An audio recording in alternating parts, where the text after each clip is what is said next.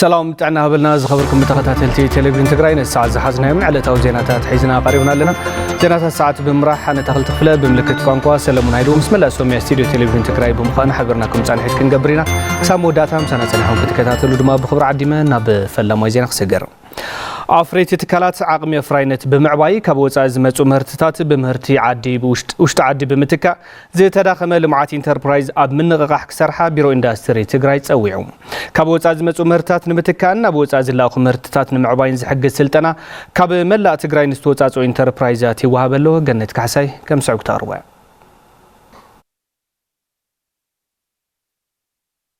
بلمعات انتربرايز إثيوبيا أب تجري نزركبو تيتعنشدشن ممرات انتربرايزات عام معبي سلطنا يوهابالهم وانا فصام صراح لمعات انتربرايز إثيوبيا يتكلل ولد جبريل سلطنا بدرجة حجر أب 4 كلات كاير كم زلو بمغلاط افريت انتربرايزات كبوص ازمص مهرتات بناي وشت عديك تكون بوص ازل اخو مهرتات كعبيون زحجزوم سلطنا مخانو ارديهم حد انتربرايزات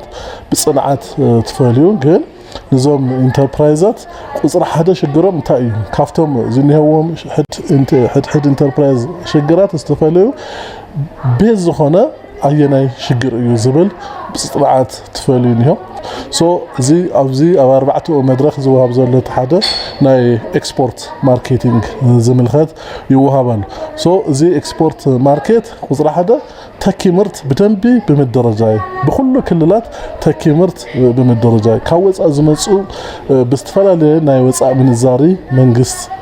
زاوصو مستفلاله وچታት بعدوشتي ناي متكا مسرت غيرنا كاوز حلفو عقم زلوهم دما ناب اكسبورت زخدول መንገድ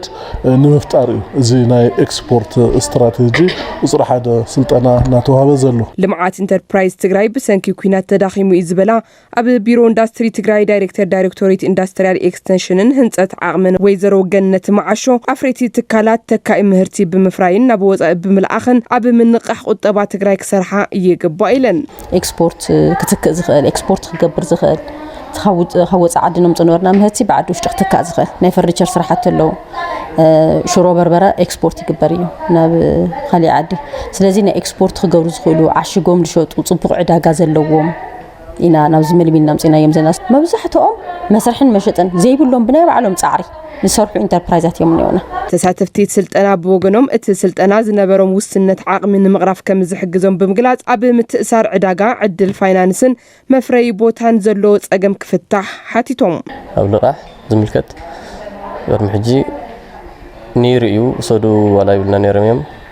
حزغن منم ناي كم عين السرح ولا الالغاح تلقى حسوغن على زمتن مسانا زخويد الأحسن زيكونا منهم بكان عنا دقة زخون لقاح يلن بتسالسي وجن دما بقى عند بدنا زلو مبرات زملكت درجة يلن موالي زكال على الميات أيز حجز من قد خطف أن تلو كحجزنا يخليهم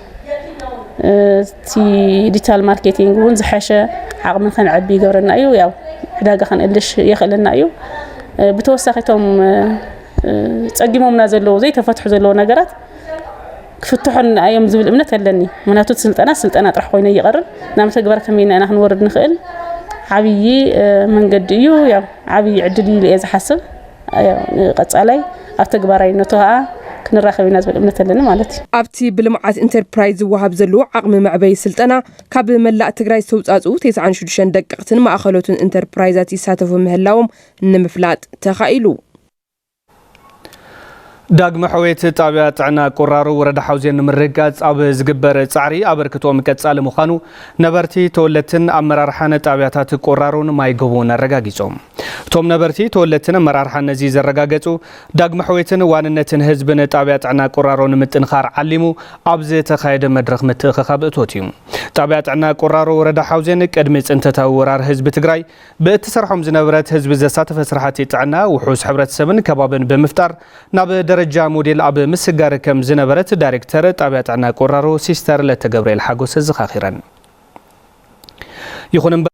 جونسايد غورار سعيبو ابتاتكال بزبصح عنوتن غحلتن نحبرتسب زي تمال غلغالوت عنا نمهاب سلا زي تقاله حبرتسب بقربا خوينو تعنو زكتاتللا طابيات عنا نكتلو حبرتسب تساتفو كغبر صويعن حلفي بيت صحفت عنا وردا حوزين دكتور اسملاش علنا بوغنو تعنا حبرتسب وحوس كغبركا زرغاغص لمعاتن عبيتن كم زي لبمحبار نتوم وشتاو عقمن تساتفون حبرتسب بيلكا كفتحو زغبوم صغبات المفتاح زي جمرو سراح امرارحا نبرتن تنطابياتات مسمويات عنا تواليدوم بقصالي اطناخيروم كقصللو ገንዚቦም ነበርቲ ተወለትን አመራርሓነ ጣብያታት ቆራሮን ማይጎቦን በወገኖም ለዕሊ 25 ኪሎ ሜትር ካብ ምኻድ አደዳድ ኻምን ዘይተደለየ ወፃን ካብ ከምተድሕኖም በመግላጽ አብ ምጥንኻር ዛጣብያት ዓና ዝካአሎም ከም ዝገብሩ ገሊጾም ኣብቲ ዝተኻየደ መድረኽ ምትእኻብ እቶት ካብ ነበርትን ክልቴን ጣብያታት አብ ርሑቕ ካብ ዝርከቡ ተወለትን አብያት ዕዮን ንመጠናኸርን ከም መጀመርን ዝኸውን ለዕሊ 250 ሺህ ብር ኣታው ተረኺቡ ይክብል ሓበሬታ ርክብ ወረዳ ሓውዜን ጸብጺቡ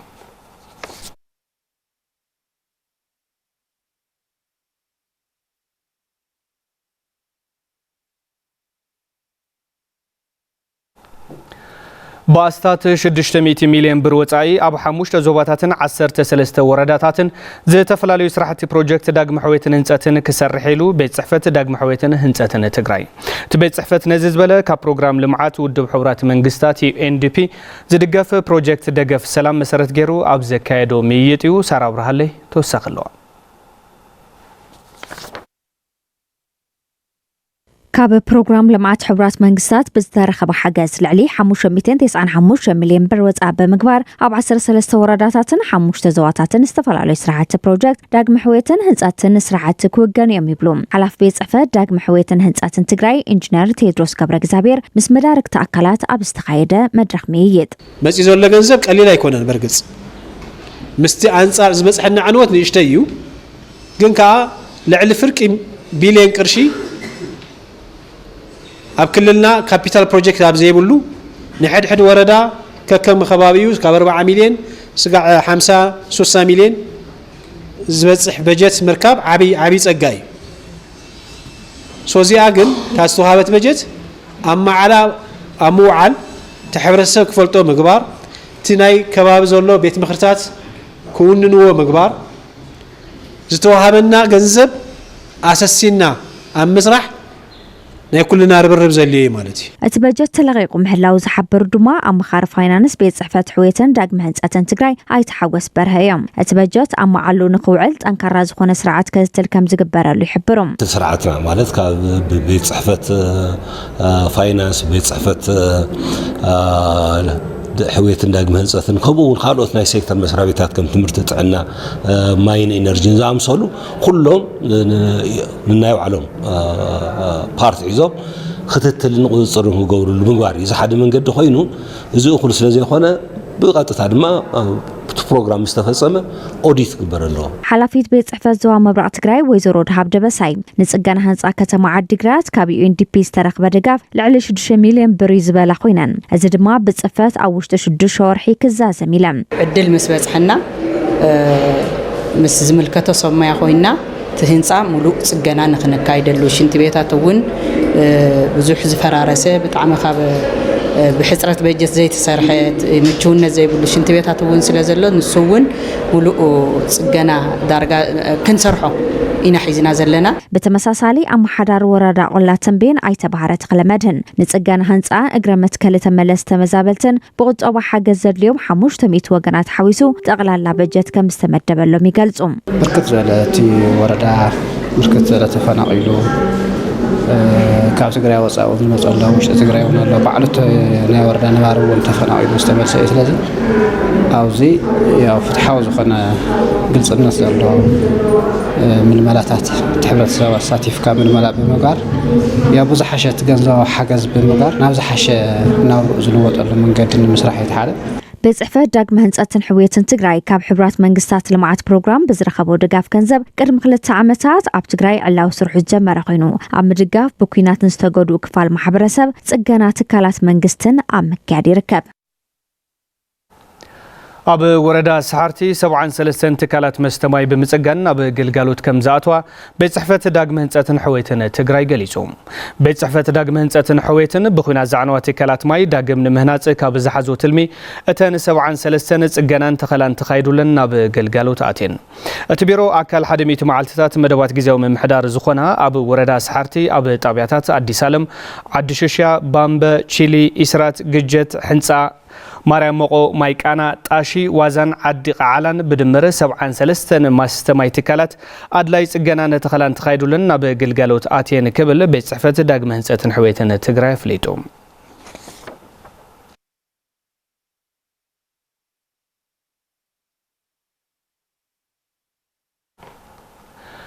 سلامن دحننتن ህዝብታትን محلاውን ምጥንኻርን ማሕበራውን ስነ ልቦናውን እወንታዊ ተሓሳስባታት ማሕበረሰብ ምህናጽ ከም ዘድሊ ትካል ሲኤስቲ ኢትዮጵያ ጨንፈር ትግራይ ገሊጹ መርሃው ተስፋይ ከም ሰው ቀርቦይ ትካል ሲኤስቲ ኢትዮጵያ መድረኽ ህንጸት ሰላም ምስ ዝተፈላለዩ ኣካላት ኣሳሊጡም እቲ መድረኽ ሰላምን ድሕንነትን ህዝብታት ንምሕላውን ምጥንኻርን ዕላማ ዝገበረ ከም ዝኾነም ሓላፊ ፕሮጀክት ሲኤስቲ ኢትዮጵያ ጨንፈር ትግራይ ኣይተ ኣበበ ገብረሃዋርያ የገንዝቡም ካብ ትግራዋይ ንላዕሊ ስለ ሰላም ክዝምር ዝኽእል ኣካል የለና ንሓስብ ብዛዕባ ሰላም ምያጥ ምዝርራብ ዘድልየሉ እዋናዊ ዛዕባ እዩ እዚ ማለት ከዓ መድረኽ ስኡልካ ተራኺብካ ተዛቲኻ ምፍላይ ከይኮነስ ትካል ብዝሃንጽ መልክዑ ዝምልከቶም ኣካላት ተራኺቦም ይህን ዝበሃሉሉ ብዘላቅነት ንህዝቢ ከገልግል ብዝኽእል መልክዑ ትካላት ሃኒጽካ ካብ ፕሮጀክት ንላዕሊ ዝኾነ ስራሕቲ ክስርሕሉ ዝኽእል ዕድል ንምፍጣር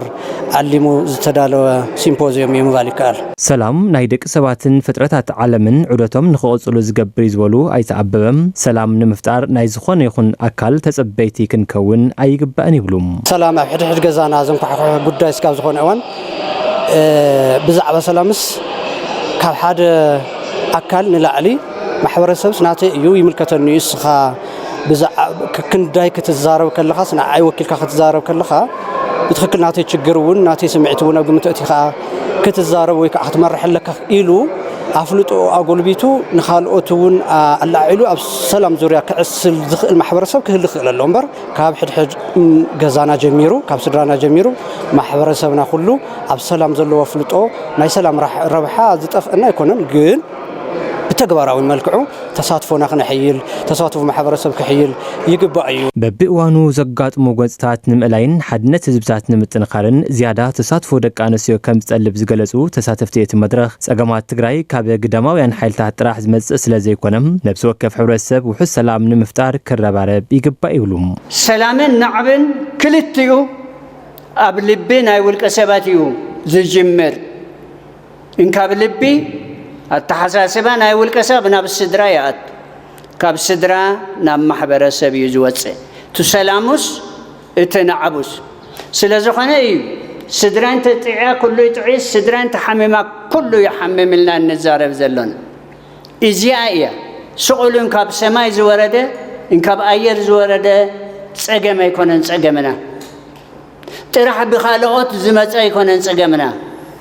أبعلتنا. لذي لملكتنا نبل أكلات أينا كنجبر أسلام جزي لكن استيوك ساتفاك نجسكس زي أتوم لمغرف لكن خلنا أينا كنسرح لقبنا. أب كتما مغلا كفلا كتما حاولتي نزركبو سلاسة زتزقمو دك سوات ملو قلقالو تحكمنا مهابكم زجمرة لوسي ما أخلاي كن اللي كفليتهم سقمات دك سوات بزلاقنة نمفتاح قدت كالاتن منقستن والكن عيو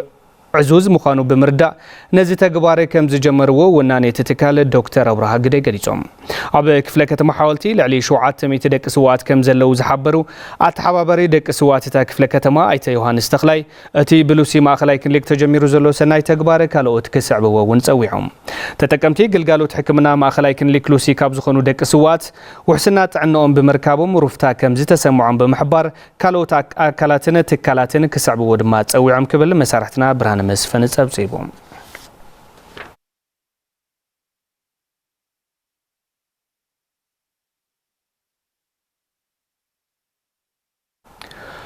ዩኒቨርሲቲ አክሱም ተግባር መሰረት ዝገበረ ከይድ መምሃር ምስትምሃር ንምስላጥ ውጽኢት ተኮረ ስርዓተ ትምህርቲ ከም ዘዳለው ፍሊጡ እዚ ዝተገለጸ በት ዩኒቨርሲቲ ተዳለው ውጽኢት ተኮረ ስርዓተ ትምህርቲ ምስ መዳርግቲ አካላት ብምዃን ንምግምጋም ኣብዚ ተዳለው ዓውደ መጽናዕቲ እዩ ንጸብጻብ ፍዛሃ መዝገበ ኤፍሬም ገብረኺዳን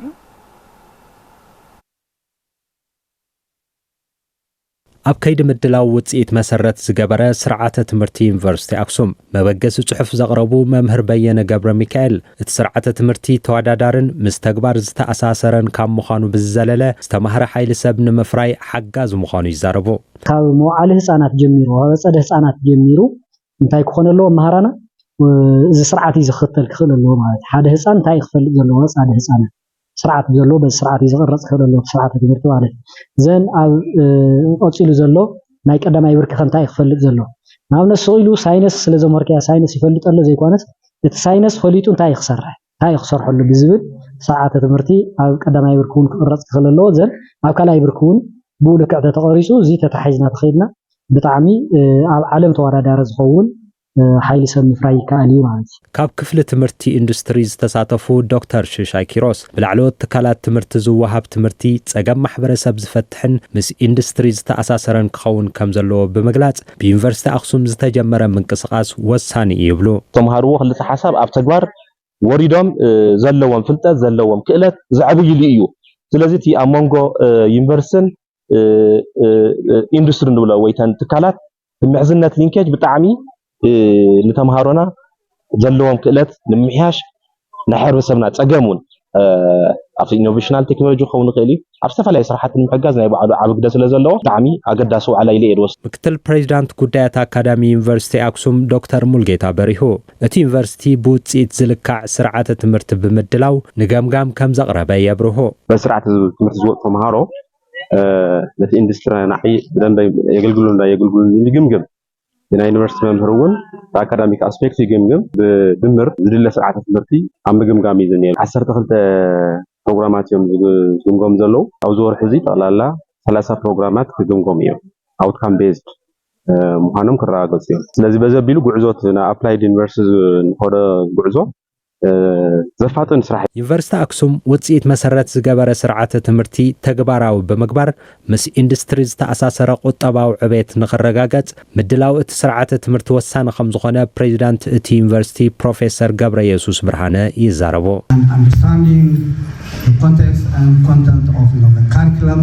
تحسون أدلاينتن أتي زغرات سرعة تمرتي بزجباء تردينا تجبارو بمجبر كتبا وعبيت مرجعات أجداسيو بمخانون وزيد مسيرة جبرة سرعة تمرتي تجبارو نمجبر زي جمر نيت عري تتناخيرو كغطليو عبز مدرخ كم منيستر تمرت زمات والعلوات حلفتي سمويان مهران يونيفرسيتي أكسومن وكالتي إندسترين كالوت مدرك تأكلات ترخيبام حزي دما مجلسي محبر ጋዜጠኛታት ትግራይ ናበኹም ከነበር ማሕበር ጋዜጠኛታት ትግራይ ኣብ ልዕሊ ሰሙያ ቀረጻ ቲቢኤስ ቴሌቪዥን ዝተፈጸመ ማእሰርቲ ንሕጊ ናጽነት ሚድያ ዝዳፋእ ስለ ዝኾነ ዝምልከቱ ኣካል ብህጹጽ ክፈትሖም ሓቲቶም እቲ ማሕበር ሎሚ ሰነ 1 2017 ዓ.ም ኣብ ዘውጽኦ መግለጺ ኣብ ልዕሊ ሰሙያ ሚድያ ብተደጋጋሚ ዘጋጥም ዘሎ መፍራሕ ኾነ ማእሰርቲ ብጥብቂ ከም ዝኾነን ገሊጹ መንግስቲ ነጻ ሓሳባት ብሓይሊ ንምዕፋን ኣብ ልዕሊ ዝንቀሳቐሱን ነጻነት ሚድያ ዝዳፍኡን ኣካላት ግቡእ ምጽራገሩ መስተኻኸሊ ስጉምቲ ንኽወስድ ማሕበር ጋዜጠኛታት ትግራይ ኣብ ዘውጽኦ መግለጺ ጻውዒት ኣቕሪቦም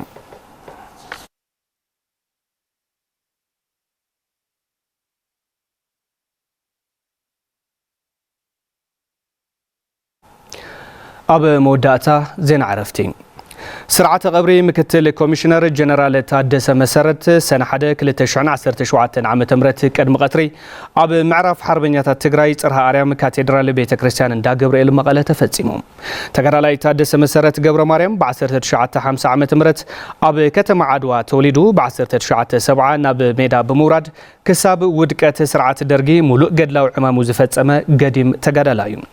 ተጋዳላይ ታደሰ መሰረት ድሕሪ ውድቀት ስርዓት ደርግውን ሓላፊ ምጽራይ ገበን ፌደራል ፖሊስ ኢትዮጵያ ኮይኑ ዘገልገለን ኣብ ብሔራዊ ባንኪ ኢትዮጵያ ብዝለዓለ መዝነት ዝሰርሐን ተጋዳላይ እዩ። ተጋዳላይ ታደሰ መሰረት ኣብ እዋን መኸተ አንጻር ጽንተት ህዝቢ ትግራይ እውን ገድላዊ ግቡእ ዝፈጸመ ተጋዳላይ እዩ። ተጋዳላይ ታደሰ መሰረት ድሕሪ 2014 ዓመተ ምህረት ኣብ ዝነበረ ዳግመ ምጥያሽ ኮሚሽን ፖሊስ ትግራይ በብርኪ ምክትል ኮሚሽነር ጀነራል ሓላፊ ዘፈር ምጽራይ ገበን ኮይኑ ሰርሕ እዩ። ቴሌቪዥን ትግራይ ንስድራን ፈተውትን ምክትል ኮሚሽነር ታደሰ መሰረት ጽንዓት ይምነም።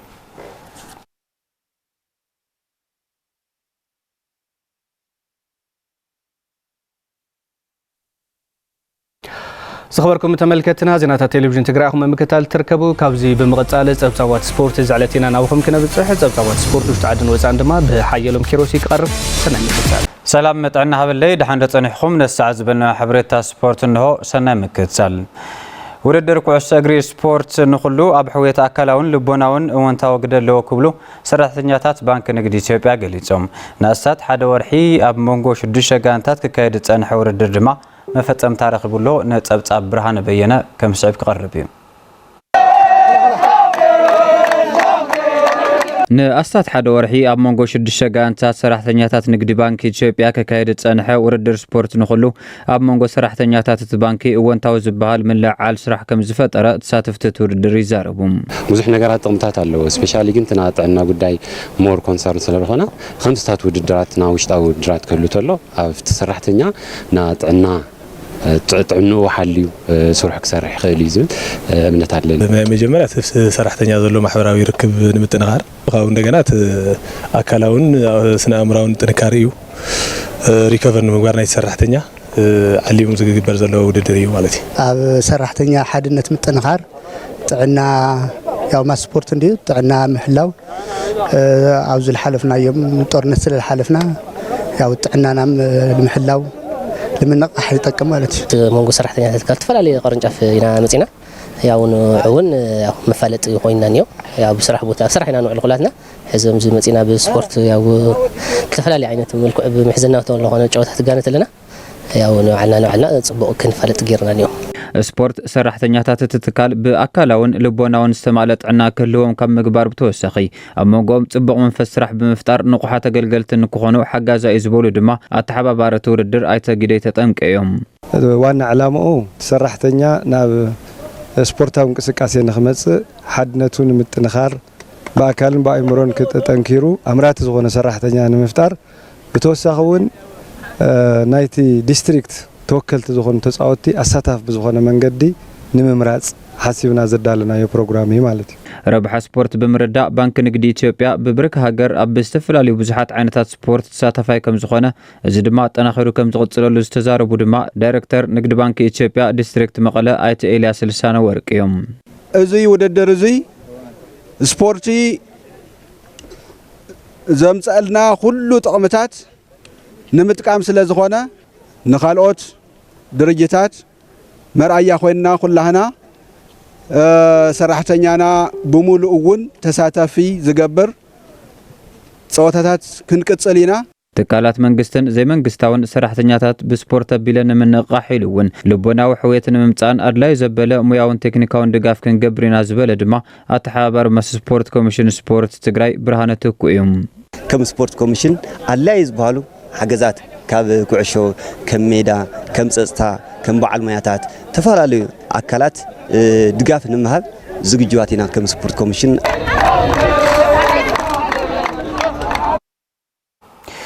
ካብ ውድድር ናብ ውድድር ብቕዓቶም የገልብቱ ምህላዎም ኣባላት ፕሮጀክት ብሽክሌታ ራይት ማይ ከተማ ዓዲግራት ገሊጾም ዮሐንስ አሸብር ተወሳኺ ዝርዝር ኣሎ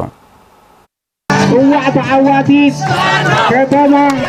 ዓዲግራት ራይት ማይ ኣብ ከተማ ዓዲግራት እውን ንምንቅስቃስ ብሽክሌታ ክበራበር ብጽሒት ካብ ዘለዎን ጋንታት ብሽክሌታ ጽሩይ መስተ ማይ ራይት ከይጠቐስካ ትሕለፍ ኣይኮነትን ተቐዳደምቲ ኣባላት እዛ ጋንታ ካብ ነፍሲ ወከፍ መድረኽን ውድድርን ልምዶምን ተመክሮኦምን ብዓወት ይትርጉምዎ ከም ዘለው ገሊጾም ያው እዚ ውድድር ተመክሮታት ብዙሕ ልምድታት ወሲድና ኣለና ያው ካብቲ ብዙሕ ልምድታት ወሲድና ዓወታት ኣምፂና ኢና ማለት እዩ ጽቡቕ ውፅኢት ንምፅና ብውልቀ ኾነ ብጋንታ ጽዑቕ ነገር ትሬኒንግ ስለዝሰርሕ ዘለና ኣብ ውድድር ድረስ ንሪኦ ኣለና ኢና ተዓምናትና የትሬኒንግ ውፅኢትናስ ሓወልና ንረኽቦ ኣለና ኢና ፅቡቕ ውፅኢት ነምፅእ ኣለና ኢና ጋንታ መስተ ፅሩይ ማይ ራይት ኣብዚ ዓመት ካብ እተሰናድኡ ውድድራት ብውሕዱ ኣብቶም 4 ተዓወተት ኮይና እዚ ድማ ሳላ ደገፍን ክትትልን ትካል ራይት ማይን ኣፍቀርቲ ቅድድም ብሽክለታን ምዃኑ ኣብ ውሽጣ ተሓቕፉ መናእሰይ መስኪሮም በኣና ከም ክለብና ፅቡቕ እንቅስቃሴ እዩ ዘሎ ፅቡቕ ሓገዝ እዩ ዝገብረልና ያው ውድድራት ከምዚ ዘሎ ክቕፅል ኣለዎ ዓቕምና ክንፍትሸሉም ኣብ ላዕሊ ደረጃ ንበፅሐሎም ካብ መዓልትና መዓልቲ ቲፎዞ ውና ዝሕት ደጋፊ ውና ዝሒዞ ዘለና ናብቲ ናይ ካብ ጋንታ ራይት ማይ እውን ፅቡቕ እንትኒ ፅቡቕ ድጋፍ እኒሄ ምዕባለቶም መናእሰይ ክኩስኩስ ሰለም እንከየበለ ዝኣሊ ዘሎ ሰልጣን ጋንታ ኑር ሮመዳን ኣብ ዝብፃሕ ክሳብ ዝበፅሑ ድቃስ ከም ዘይብሉ ኣብርሂቦም እዘን ዓበይቲ ክለባት ኣብ ጉናምና ትራንስ ኣብ ዘን ካልኦት ዓበይቲ ክለባት መሶ ገለ ኣትውቶም ቆልዑ ኣብኣትዮም ኣብ ዓበይቲ ማለት ኢትዮጵያ ወኪሎም ኣብ በአፍሪካ ይኹን በዓለም ለኻዊ ይኹን ተወዳደርቲ ብቑዓት ክኾኑ ኢና ንመነቶም ቆልዑ እቲ ዓብይ ራእይና ማለቶም ቆልዑ ምዕባይ እዩ ራይት ማይ ከዓ ክስካብ ሕጂ ብዝግባእ በቃ ንሓገዘና መፅኡ እዩ ብጣዕሚ ፅቡቕ እውን በዚ ኣጋጣሚ ራይት ማይ ዘለና ናኣዳን ኣስታይን ክነመስግኖ ንደሊ ተቐዳደምቲ ራይት ማይ ብነዊሕ እመት ተበጊሶም ናይ ራእይ ቃ ዝለዓለ ደረጃ በፂኻን ንስልጣንኻን ንዓድኻን ንቤተሰብካን ንዕርኽታን ንባዕልኻ ንምዃን እዩ ሕልሜኒ እናኸሳኺ እየ ዘላ ካብ ታሕቲ ተበጊሰ ካብዚ ኢትዮጵያ ሻምፒዮን ክኾን እዩ ዝደሊ ካብ ኢትዮጵያ ሻምፒዮን ዘሎ እንድሕር ቱር ሩዋንዳ ይኹን ካብኡ ድማ ናብቲ ዝለዓለ ቱር ዲ ፍራንስ ዝሳተፍ የድሊ